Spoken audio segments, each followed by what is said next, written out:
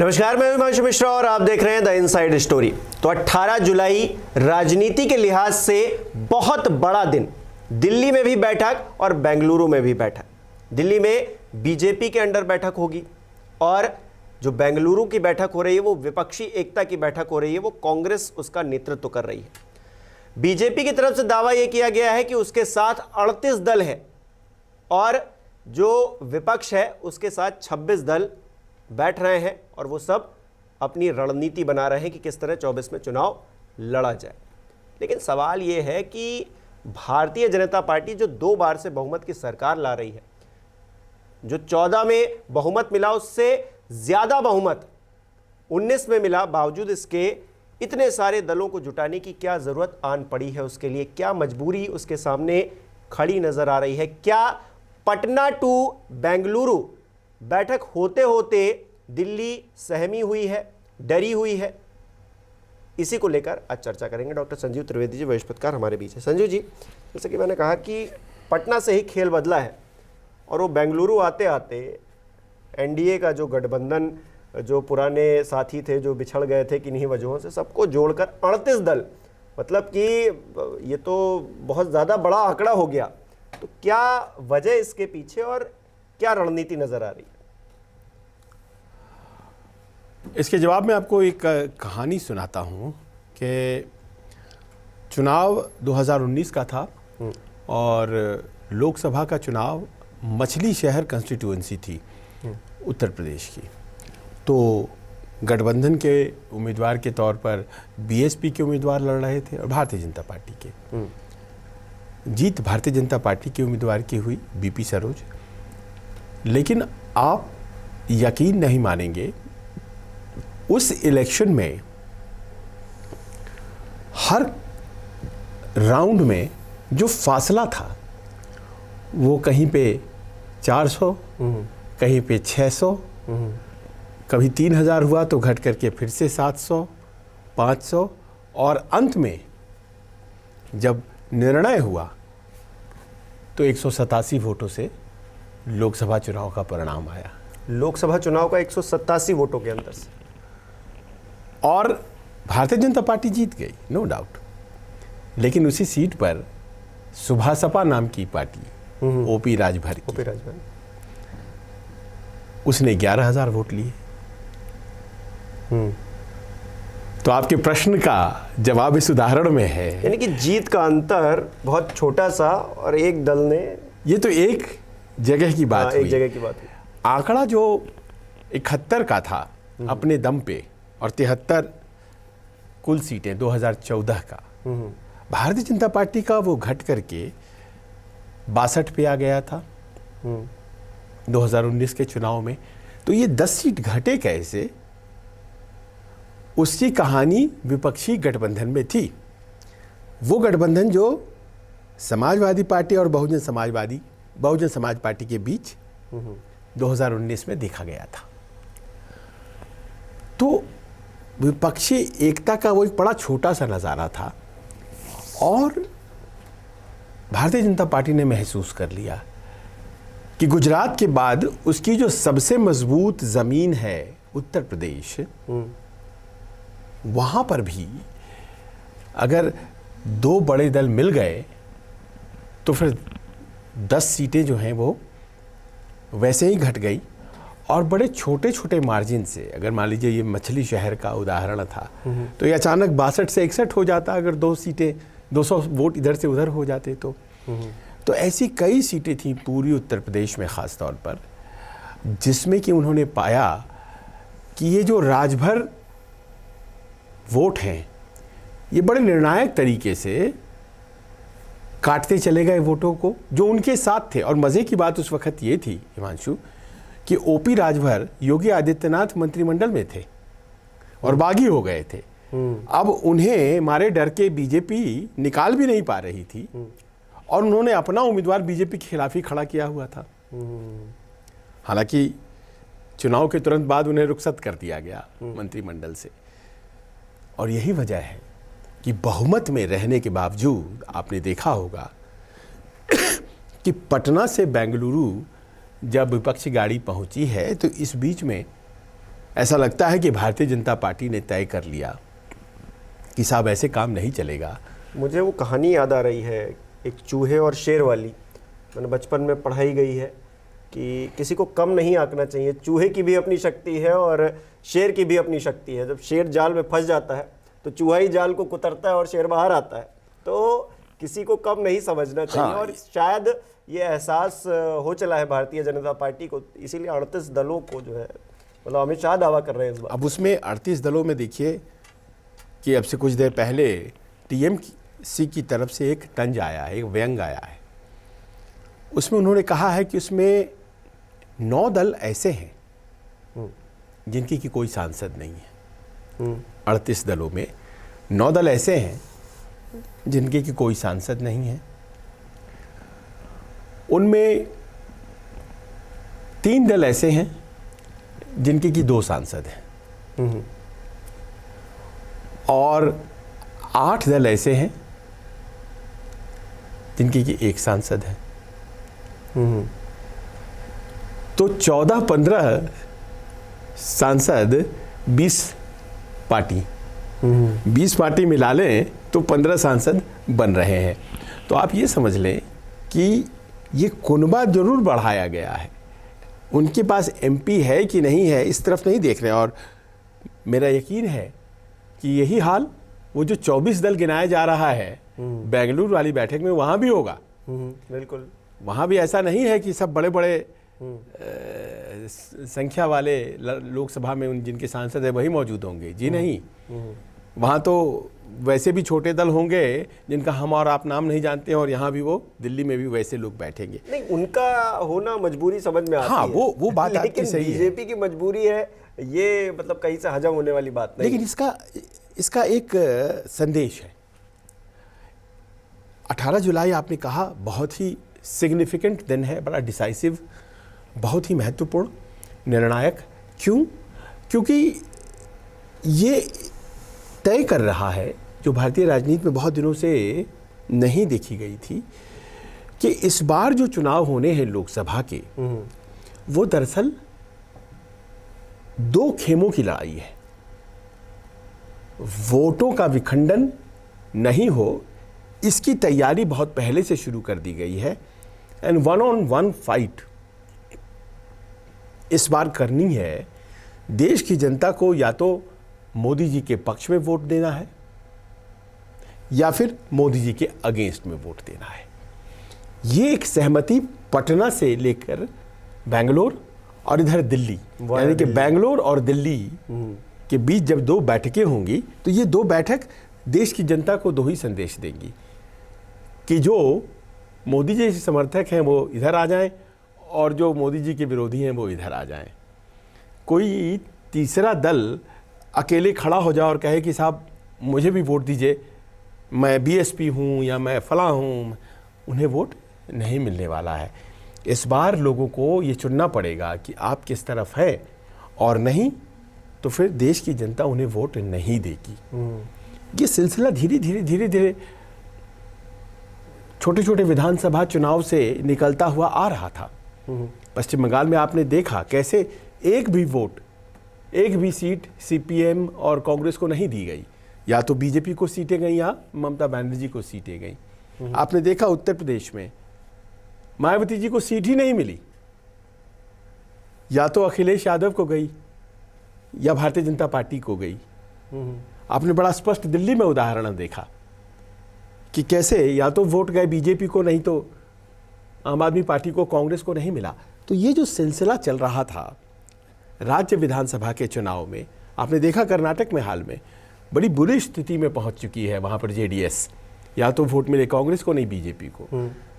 ये जो सिलसिला है, ये जो चुनावी बयार बह रही है, इसने आकार ले लिया है और पूरे देश के स्तर पर आपको ये 2024 के चुनाव में दिखाई पड़ेगा, जिसमें भारतीय जनता पार्टी को वोट दिया जाएगा और भारतीय जनता पार्टी के खिलाफ वोट दिया जाएगा। तो अगर 1-on-1 फाइट होगी तो अभी का रिकॉर्ड तो यही कहता है कि भारतीय जनता पार्टी को उतना फायदा नहीं होता है। तो क्या ये जो एक अकेला सब पर भारी वाला जो बात है जो मोदी जी की तरफ से कही गई, क्या इस चुनाव में कुछ और होने वाला है? देखिए वो तो शायद अलग संदर्भ में कही गई थी। मुझे याद पड़ता है फरवरी के महीने में लोकसभा राज्यसभा में संभवतः कही गई थी। वो अकेले बोले जा रहे थे और सब लोग चिल्ला रहे थे उनके खिलाफ। लेकिन एक अकेला सब पर भारी तो नहीं पड़ सकता है। देखिए बहुमत भारतीय जनता पार्टी को आया ज़रूर 2014 और 2019 में, पर उसमें उन्होंने कहीं भी गठबंधन बनाने में कोताही नहीं की। यह अलग बात है कि छोटे छोटे दलों से भी वो सीटों के लिए भारतीय जनता पार्टी वाले बहुत झगड़ते हैं। नहीं आप एक आप लीजिए, वो बोलेंगे नहीं हमें 2 दे दीजिए, नहीं बोलेंगे आपका एक ही बनता है। और वो लाजमी है, वो चलता है, वो करना भी चाहिए क्योंकि मुझे अपनी सीट चाहिए। पर क्या होता है कि ये जो नॉन डोमिनेंट ओबीसीज हैं, नॉन डोमिनेंट ओबीसी से मेरा तात्पर्य है जैसे यादव डोमिनेंट ओबीसी, जैसे कुर्मी डोमिनेंट ओबीसी। एक दौर था ना कि अखिलेश यादव यूपी में मुख्यमंत्री, बिहार में नीतीश कुमार मुख्यमंत्री। तो ये ऐसे बहुल जातियां हैं जो मजबूत है। लेकिन इनसे इतर ओबीसी बहुत सी जातियां हैं। उत्तर प्रदेश की ही आप बात कर लीजिए। उत्तर प्रदेश में अब मौर्य जाति भारतीय जनता पार्टी के करीब है, लेकिन जब तक भारतीय जनता पार्टी ने उन्हें उप मुख्यमंत्री नहीं बनाया, पॉलिटिकली वो उस तरह से सामने नहीं आए थे। अब तो आपको कई नेता उसमें दिखाई पड़ते हैं। केशव प्रसाद मौर्य ही नहीं है, स्वामी प्रसाद मौर्य ही नहीं है, और भी कई नेता आपको दिखाई पड़ेंगे। मौर्य हैं, शाक्य हैं, लोध हैं। लोध तो खैर मान लीजिए पहले से रिकग्नाइज थे, चूँकि कल्याण सिंह उस जाति से हैं या उमा भारती हैं, तो रिकग्नाइज थे, पॉलिटिकली कॉन्शियस कास्ट थे। लेकिन राजभर, इन जातियों को तो कोई पहचान नहीं रहा था। और मैं आपको बताऊं कि जैसे राजभर जाति है, इस जाति को संगठित हुए अभी 4-5 सालों से ज़्यादा नहीं हुआ है, पर ये कैसे प्रभावित करती है पूर्वी उत्तर प्रदेश के चुनावी गुणागणित को, आपको जानकर आश्चर्य होगा कि करीब 15 लोकसभा चुनाव ऐसे हैं जिसमें 50,000 से 1.5 लाख के आसपास राजभर जाति है। और हालांकि सपा ने भी अपने राजभर नेता बनाए, भारतीय जनता पार्टी ने भी अपने राजभर नेता बनाए, लेकिन ये रिकॉग्नाइज करते हैं राजभरों की पार्टी कौन है भाई, तो सुभा सपा, सुहलदेव पार्टी जो ओपी राजभर चलाते हैं। तो ये अपना नेता ओपी राजभर को मानते हैं। इस कारण से उनको दोनों तरफ हमेशा जब चाहे वो एंट्री मिलती ही रहती है।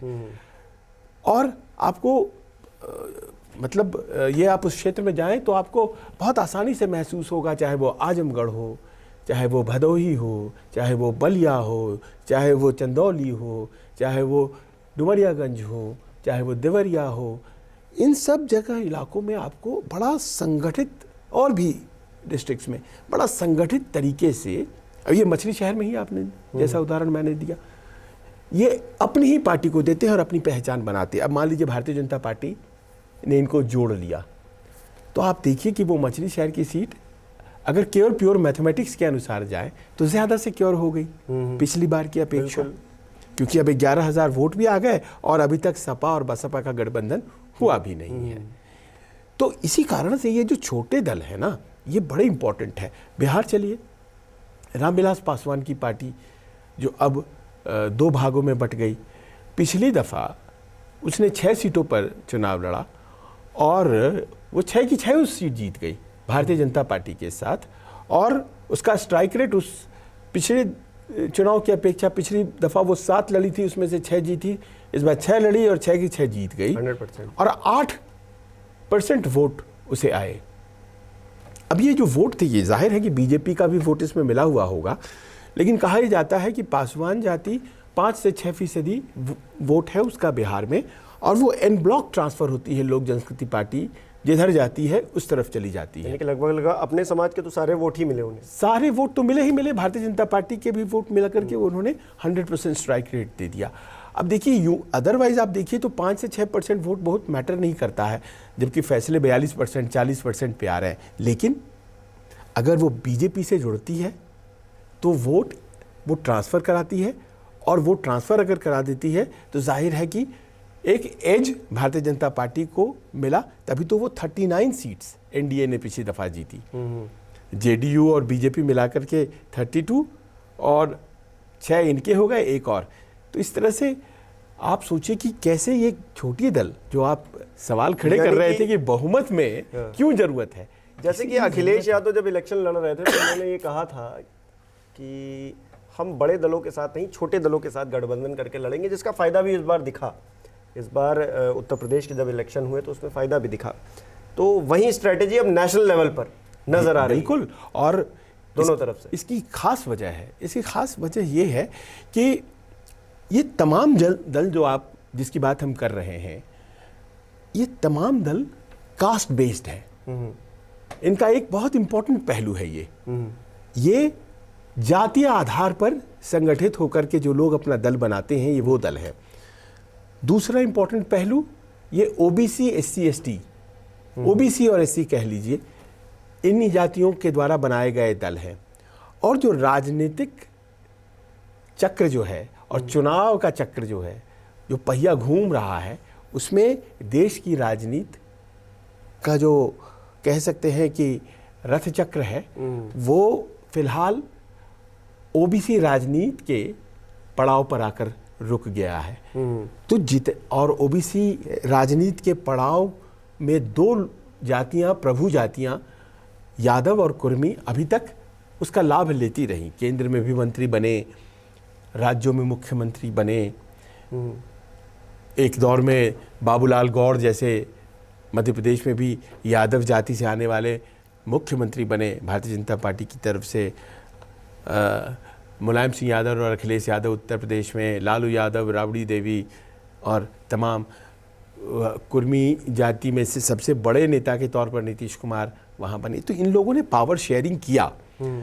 लेकिन क्या हुआ कि जो दूसरी नॉन यादव कुर्मी जो ओबीसी जातियां थीं, उन्हें ये लगा कि हमें कब मिलेगा, हमें पावर शेयरिंग में जगह कब मिलेगी, हमें ये जो सत्ता है ये इन्हीं दोनों के पास क्यों जा रहा है। और इसी बात को ध्यान में रखते हुए नीतीश कुमार ने सबसे पहले ईबीसी को पकड़ा, अत्यंत पिछड़ा, एक्सट्रीमली बैकवर्ड कास्ट्स, जो कि गैर यादव जातियां थी बिहार की, और उसमें तमाम जातियों को उन्होंने जगह दिया। वो एक लाइन से लोग गिनाते हैं कि वो ऐसे इनसिग्निफिकेंट कहीं के आधे % वोट, किन्हीं के 3% वोट, किन्हीं के 2% वोट, और सबों को जोड़ लिया उन्होंने और कहा कि देखिए साहब, यादव जी तो सब कुछ लेकर चले गए, आपको क्या मिला, तो हम आपको टिकट दिए। तो सारे लोग जुड़ जाते थे, ये हमारे नेता हो गए। उनको टिकट दिया, इनको कॉरपोरेशन का चेयरमैन बना दिया, सब उनके पीछे खड़े हो गए। और इस तरह से उन जातियों का राजनीतिकरण हुआ। भारतीय जनता पार्टी ने उस अनुभव को और ज़्यादा बेहतर तरीके से साधा है। और आप देखिए कि अब निषाद पार्टी उत्तर प्रदेश में, संजय निषाद, उन्हें भागीदारी दी हुई है, बनाया हुआ है। उनका कैंडिडेट अपने सिंबल पे लड़ाया गया था पिछली दफ़ा लोकसभा चुनाव में, और उस कारण से सारे निषाद जुड़ गए। मंत्री बना। बिहार चलिए, मुकेश सहनी है, वो वहाँ निषादों के लीडर हैं। वीआईपी पार्टी, विकासशील इंसान पार्टी। और पिछली दफ़ा वो विधानसभा में खुद चुनाव हार गए थे, लेकिन उनके 3 कैंडिडेट चुनाव जीत गए थे। और जहाँ जहाँ नदी है, और इन दोनों राज्यों में बहुत सी नदियाँ हैं, तो मलाह जाति जो है वो उसके निषाद समाज जो है उसके, अब उनका पॉलिटिकल रिप्रेजेंटेशन था ही नहीं। पॉलिटिकल रिप्रेजेंटेशन जो है, उनके अंदर ये जागृति आई कि हमें भी तो मिल सकता है। तो मुकेश सहनी मुंबई में वो सेट्स बनाने का काम किया करते थे, फिल्मों का सेट जो बनता है, और देवदास जैसी फिल्मों का उन्होंने सेट बनाया था। आप सोचिए, देवदास तो बहुत बड़ी पिक्चर थी, तो अच्छा खासा उनका बिजनेस जम गया था। वो संघर्ष करके वहाँ उन्होंने वो खूब सा पैसा लेकर के बिहार पहुँचे और अपने समाज को संगठित किया उन्होंने, और नेता बन गए। सब लोग उनके पीछे खड़े हो गए, और आज की तारीख में वो सिक्योरिटी में चल रहे हैं। भारतीय जनता पार्टी ने ही उनको सिक्योरिटी प्रोवाइड की है। भाई इंपॉर्टेंट आदमी है तभी तो। हालांकि लोग कह रहे हैं कि उन्हें चिट्ठी नहीं दिया गया एनडीए की बैठक में आने का, क्योंकि उन पर विश्वास नहीं है कि आज यहाँ कल कहाँ चले जाएं। तो वो बात अलग है, लेकिन वो अपना समाज लेकर के इधर से उधर चले जाते हैं, अपना वोट बैंक लेकर। तो ये जो वोट बैंक है, तो ये जो जहाँ राजनीतिक सौदा अच्छा सेट हुआ, वहाँ चले गए, राजनीतिक सौदा मैं कह रहा हूँ, तो वो अपना चले जाते हैं। तो ये जो छोटी छोटी जातियाँ हैं, भारतीय जनता पार्टी ने इसको रियलाइज़ किया और इसीलिए आपने पाया कि जयंत चौधरी के पीछे बहुत ज़बरदस्त तरीके से लगे हुए हैं भारतीय जनता पार्टी। और आज भी जब जयंत वहाँ पहुँचे, मैं उनकी बातें सुन रहा था तो बड़ा स्पष्ट उनका नहीं था कि मैं कांग्रेस के नेतृत्व वाले गठबंधन के साथ हूँ या मैं कभी भी भारतीय जनता पार्टी की तरफ नहीं जाऊँगा। वो मतलब बीच बीच की बात कहते नज़र आ रहे थे कि जहाँ बेहतर बार्गेन होगा वहाँ जा सकते हैं। तो ये जो छोटे दलों को जोड़ करके, उनके वोट बैंक को परसेंटेज जोड़ करके एक खेमा खड़ा किया जा रहा है, ये दूसरा इंपॉर्टेंट फैक्टर होने जा रहा है। एक तो है कि 1-on-1 फाइट होने जा रही है और दूसरा इंपॉर्टेंट फैक्टर ये होने जा रहा है कि हर उस दल जिसके पास, हर उस जाति जिसके पास वोट्स हैं और वो दलों में संगठित हो चुकी है, उसके मेन नेता को पकड़ो। आप देखिए, मैं तो से घड़ा भरने की पूरी, हाँ, मैं तो बहुत आश्चर्य में पड़ जाता हूँ हिमांशु कि जिस तरह से चिराग पासवान की पार्टी को पहले तोड़ा गया, फिर उनके चाचा को मंत्री बनाया गया और एक तरह से उनकी मौजूदगी को ही डिसमिस कर दिया गया क्योंकि 5 सांसद तो चाचा के साथ आके खड़े हो गए। उसके बाद भारतीय जनता पार्टी ने जमीन पे देखा कि अरे, चाचा का प्रभाव कम और भतीजे का प्रभाव ज्यादा। आजकल चाचा और भतीजे का मामला पूरे देश में बहुत चल रहा है। सही बात है, यूपी, महाराष्ट्र, बिहार, हर जगह। तो और वो तेजी से, वो युवा है, जाहिर है कि वो तेजी से मेहनत करते हुए ज़मीन पर अपने आप को उन्होंने खपाया, बहुत सी सभाएं की, बहुत से लोगों के पास जाकर कहा देखिए हमारे साथ ये हुआ। और as you know the nature of the Indian people कि भाई अंडरडॉग के साथ वो जाना पसंद करते हैं, जिनके साथ उनको लगता है कि अन्याय हो गया इसके साथ, उसके साथ खड़े हो जाते हैं। और आज की तारीख में वो एक सांसद, और वो भारतीय जनता पार्टी के सामने उन्होंने शर्त रखी, भाई हमें 6 सांसद दीजिए, हमारा राज्यसभा हमारे फादर का था, वो भी हमें मिलना चाहिए। और जो मंत्री हैं उनके चाचा, उनका कहीं जिक्र ही नहीं हो रहा है। उनकी सीट से मैं लड़ूंगा क्योंकि उनको समझ में बात आ गई कि जातियां जो है वो अपने नेतृत्व के सहारे ही इधर से उधर जा रही हैं। अब विचारधारा से ज़्यादा ये जातियां इंपॉर्टेंट हैं। और यही एक्सप्लेन करता है मानशु कि क्यों आखिर 303 सीटों वाली बीजेपी है ना, वो अचानक से सतर्क हो गई है। उसे लग रहा है कि अगर भारतीय जनता पार्टी बैठी रह गई और ये पटना टू बेंगलोर वालों ने कुछ बात जोड़ लिया तो बड़ी मुश्किल हो जानी है। मुश्किल तो हो जानी है। और दूसरी तरफ क्योंकि बैठकों का दौर अब जो है और भी आगे बढ़ेगा, तो उसमें क्योंकि दल जुड़ते जा रहे हैं, इधर भी जुड़ रहे हैं, उधर भी जुड़ रहे हैं, कांग्रेस की स्थिति को क्या अब इस तरह से देखा जाए, क्योंकि भारतीय जनता पार्टी की बात तो हो गई, लेकिन उधर जो दूसरी तरफ चल रहा है, कांग्रेस की जो मौजूदगी है, क्या वहाँ मौजूद सभी दलों ने स्वीकार ली है और उनको क्या बड़े भाई की भूमिका मिल गई है? अभी तक की तस्वीर में क्या नजर आता है? इस बार सोनिया गांधी का जाना ये बड़ा महत्वपूर्ण है। अभी भी भारतीय राजनीति में भले ही ये कहा जाए कि ये युवाओं का देश है, और पर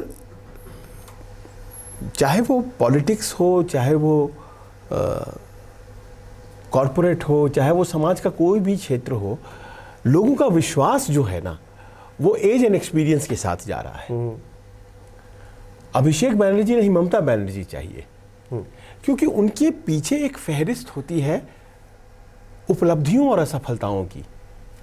उपलब्धियां जो उनके ग्रिट और डिटर्मिनेशन की गवाह होती हैं, और असफलताएं जो ये बताती हैं कि उन्होंने अनुभव क्या क्या इस मुकाम तक पहुंचने में हासिल किया है। तो वो उस बात को रिकॉग्नाइज करती है भारत की जनता।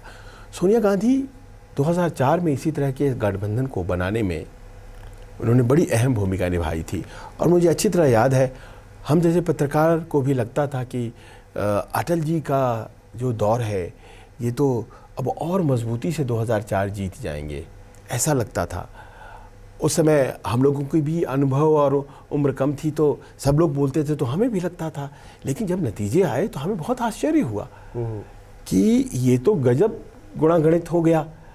क्योंकि छोटे छोटे दलों को जब जोड़ना शुरू किया और यूपीए बना लिया तो सबने सबको वोट दे दिया। एक ने दूसरे को वोट दिया, दूसरे ने पहले को वोट दिया, पहले और दूसरे ने मिलकर तीसरे को वोट दिया, और इस तरह से ये तो भारतीय जनता पार्टी ने भी गठबंधन बना रखा था, लेकिन उन्होंने अपने गठबंधन में कोई मतलब फेरबदल, बदलाव, नयापन कुछ न करते हुए उसी के साथ वो चले गए, ये सोचते हुए कि जीत तो होने ही जा रही है, और उनके जो मुख्य गठबंधन वाले थे वो गिर गए।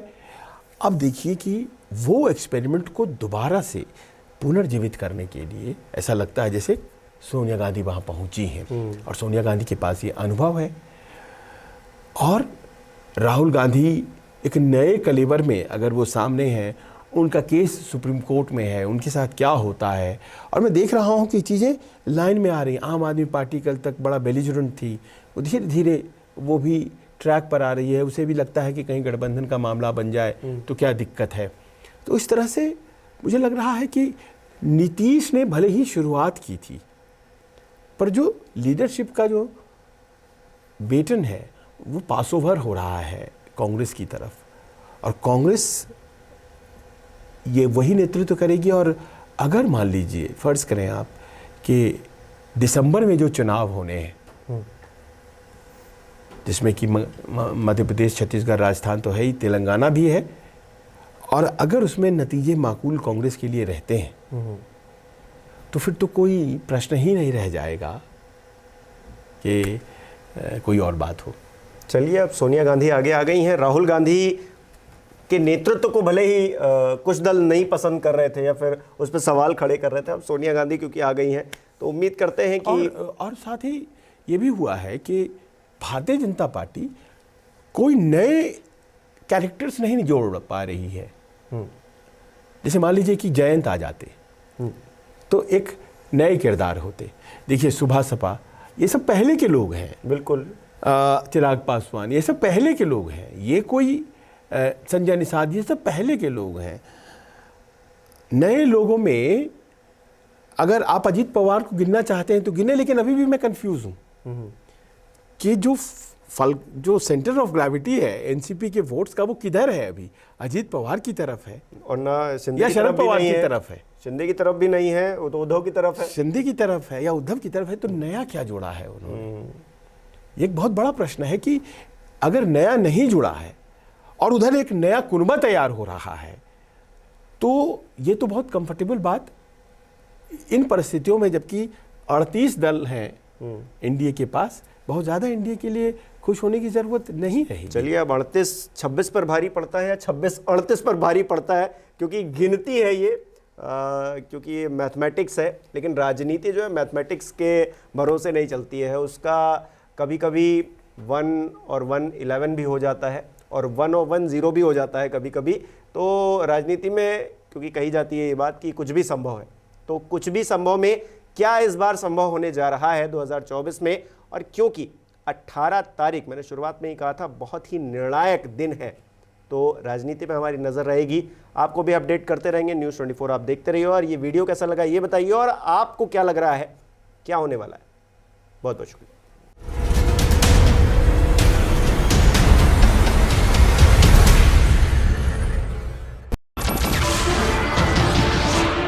नमस्कार, मैं हूं मानक गुप्ता।